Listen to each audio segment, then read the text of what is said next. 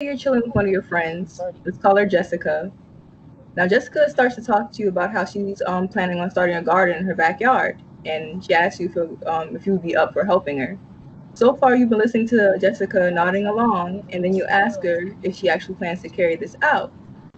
When she actually plans to do this, she answers next weekend, and you roll your eyes and you start going off on her about how she comes up with a new idea every other week, gets excited about it, and then ends up never doing it, just to repeat the process over again. So you dismiss her idea at the end. Does this scenario seem familiar to you? Have you ever found yourself in the same position as Jessica's friend or as Jessica? Uh, Does anyone want to answer yes. that? So I think that I have been in a situation like that where this minute, or I have friends that always have a new plan or a new scheme that's coming up.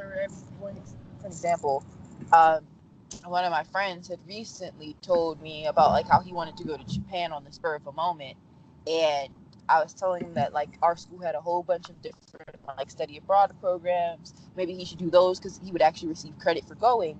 And he had decided not to do that. He just wanted to go to the Japan trip, even though it didn't give him any credits, even though it actually would set him behind in his schedule. And he just basically decided to do it on the spur of the moment. Then the very next week, he wanted to do a different trip. What about you, Tamara? Well, I believe I've been on both sides where I had someone tell me that they wanted to do something and it changed their mind, or I wanted to do something and change my mind last minute. So I think it just depends on whether or not you really want to do the thing that you're planning to do, and whether you put forth the effort to actually do that. Okay, Thelma? Yeah, definitely. Okay. Uh, So basically, for this discussion, we're going to review a theoretical concept, and I'm going to provide you a few more scenarios for it, and we're going to discuss how this isn't an effective communication technique, and then we're going to wrap the talk up discussing alternative methods of block communication communication. Dang it. Okay. So the concept we're going to be talking about is aggressive listening, which basically occurs when an individual only listens in order to attack what the speaker says. This tactic is used to ambush speakers in order to critique their ideas, personality, or other characteristics. This usually results from built-up frustration within an interpersonal relationship. In the scenario I gave you earlier, that was an instance of it. You saw Jessica's friend seem to be listening to her, asking questions, and overall engaged in what Jessica was talking about. When in reality, all she was doing was preparing to attack Jessica's idea in order to vent her frustrations out on her. So, so what do you think Jessica's friend's growing frustration was targeted at?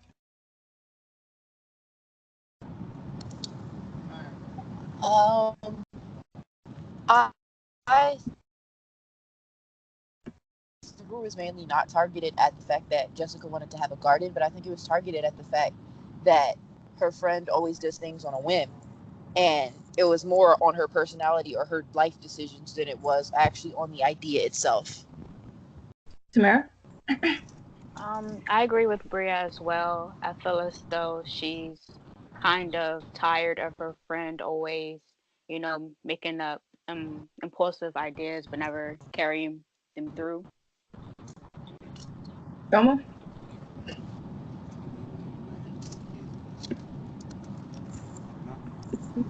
Is someone still in the chat? oh my bad.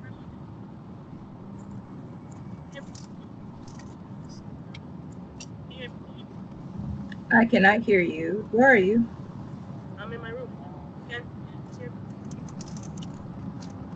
You're kind of faint. Well, okay, you could just talk. Well, I think I think that I think she probably went off on her friend because maybe she was going through maybe a few things, and if just having someone around you and them just ignoring if whether or not you're interested in whatever plan that they have. I think that would is something that would make her, become aggressive. Yeah. Okay, so do you think Jessica's friends allowing their bias to cloud their judgment, and how so? Repeat it. Do you think Jessica's friend is allowing their bias to cloud their judgment, and how so? Mm, um.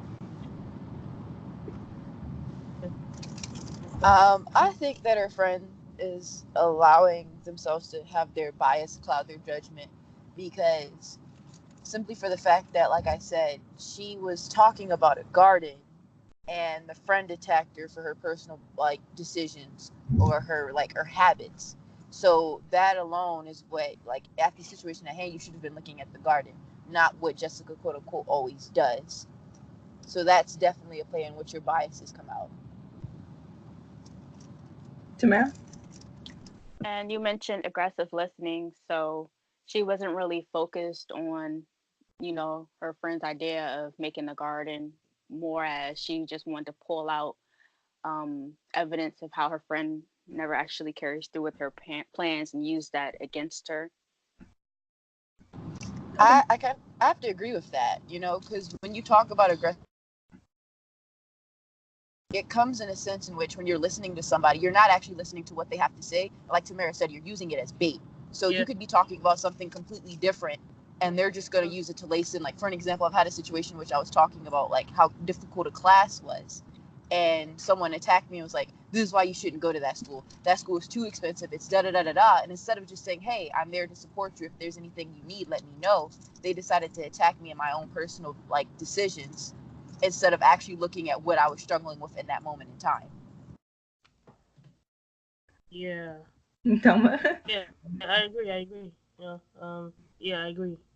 Because some friends, like, they tend not to really listen to you. So yeah, that's something that could really cause uh Jessica, right? Jessica, Jessica, right? Yeah, Hmm. Jessica. Well, Jessica's Yeah, friend and Jessica. yeah, that's something that can cause her to, kind of, yeah, get a little aggressive or just kind of lash out. So yeah. All right. So, how would you have addressed the situation? In the place of Jessica or in the place of her friend? Let's say Jessica's friend. So as a friend, where I would ask them for their own personal bias. I've done it with you in the past on accident.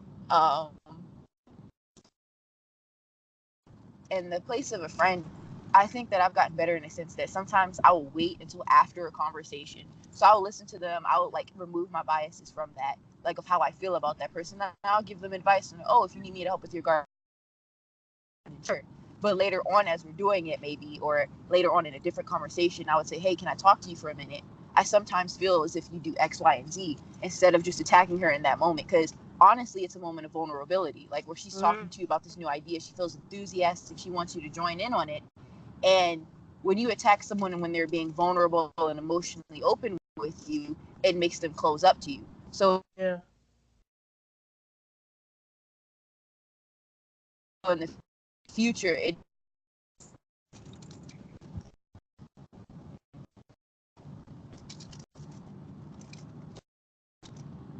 Could you repeat that? You kind of dropped out.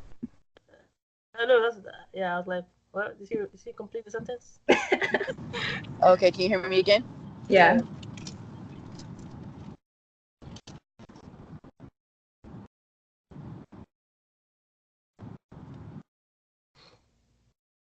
Okay. We're just gonna have to go move on to the next person, Tamara. So if I was Jessica,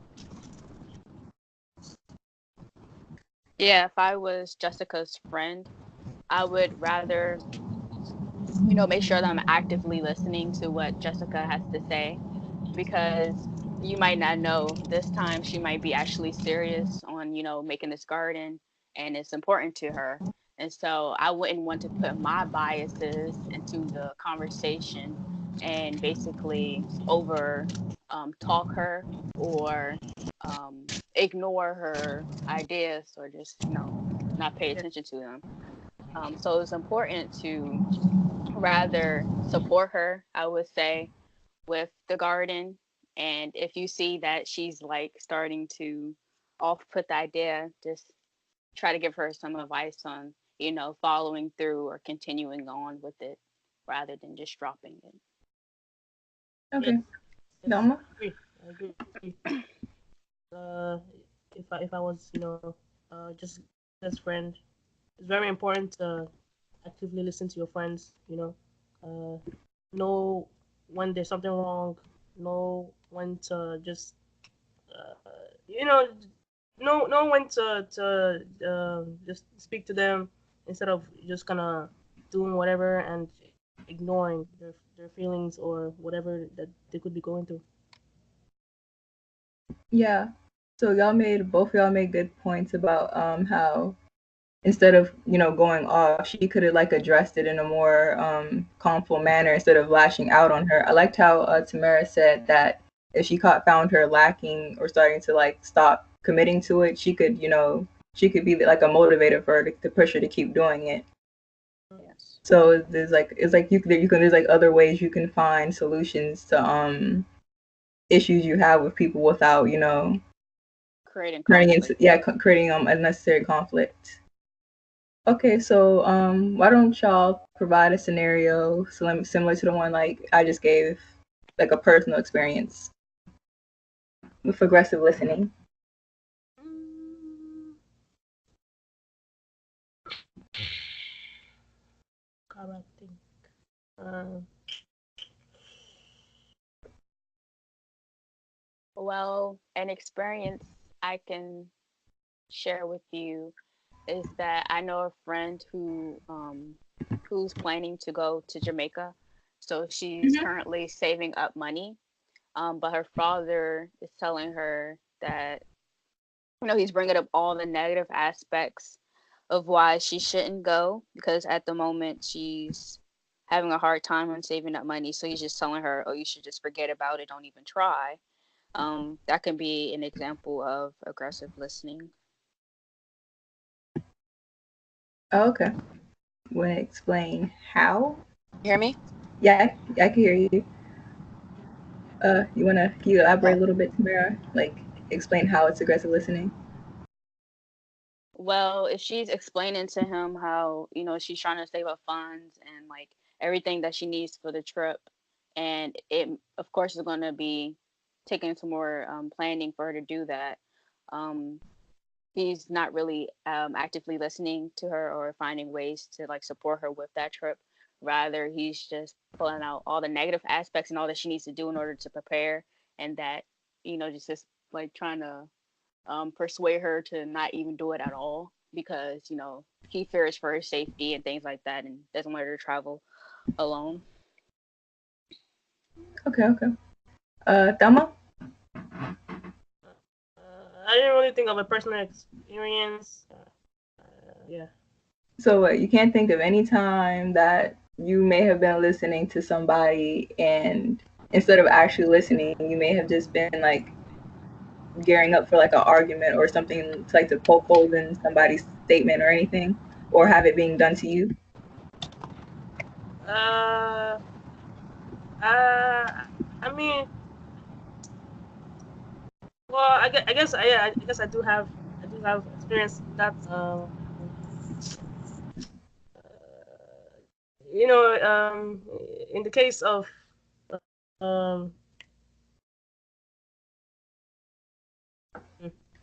all right. I mean, I guess I can, I can say, with in the case of, my sister or whatever, um, there's sometimes when we'd be talking, but like we both wouldn't be listening to each other. So, is but we, talked about it and just got to actively listen to each other and yeah, that's how I think that's how to like, um, kind of solve the problem, so to say. Okay, Bria. I think an example that I have of a great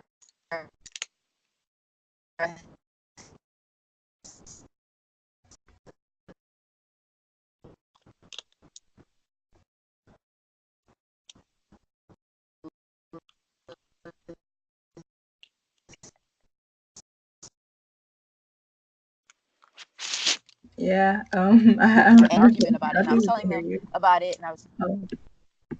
uh, uh, so basically I was just hello, can you hear me? Yes. Can you Okay. explain that again? So I had an argument with a classmate, and one of my friends like had yelled at me and said, "This is why you don't know how to talk to people. I'm too rude," and they went off on me. Did you hear that? Yeah. So basically, you're saying instead of attacking your argument, they just came for like your personality. Yes. Okay. Okay. So well, the time's kind of starting to get short, so I'm gonna try to wrap it up real quick. Basically, yeah, y'all basically explained what aggressive listening, what aggressive listening was through your scenarios you gave. Yeah, so basically, you don't want to if you're talking to somebody or they're trying to reach like a solution, you don't want to, you know, you don't want to like worsen the situation by just coming up with more problems and just getting away from actually solving the problem. You're just causing more chaos and tension in the group, and it's not leading anywhere. You're not finding a solution to your problems or the answer. So we're just gonna do a quick review. So just can y'all so who wants to tell me what aggressive listening is?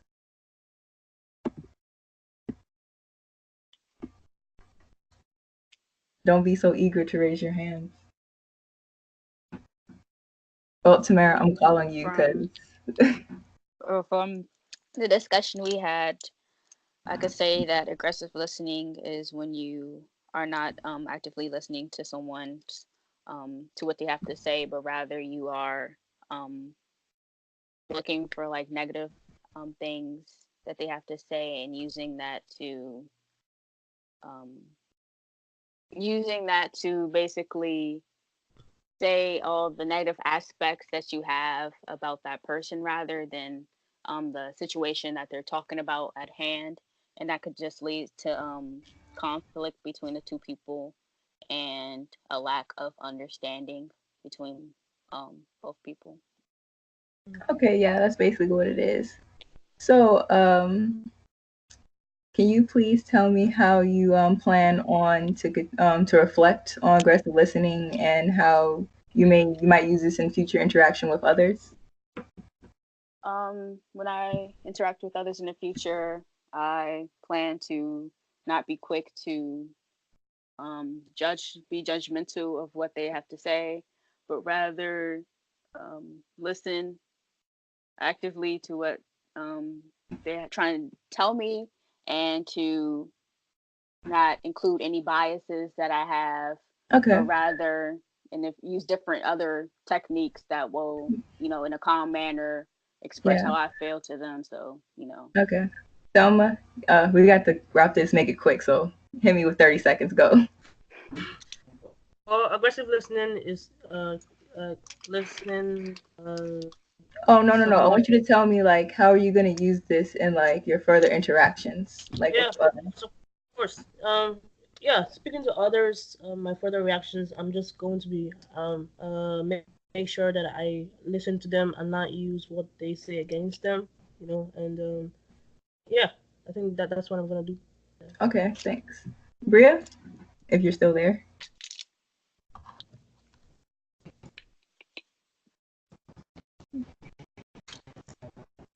Bria? Can you hear me? Yeah.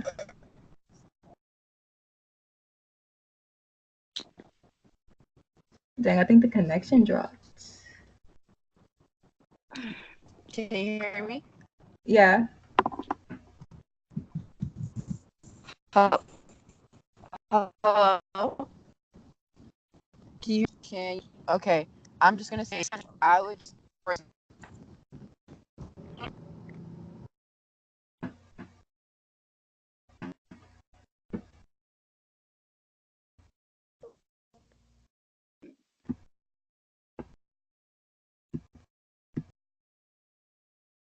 All right, got you. All right. Well, that's the end of the discussion.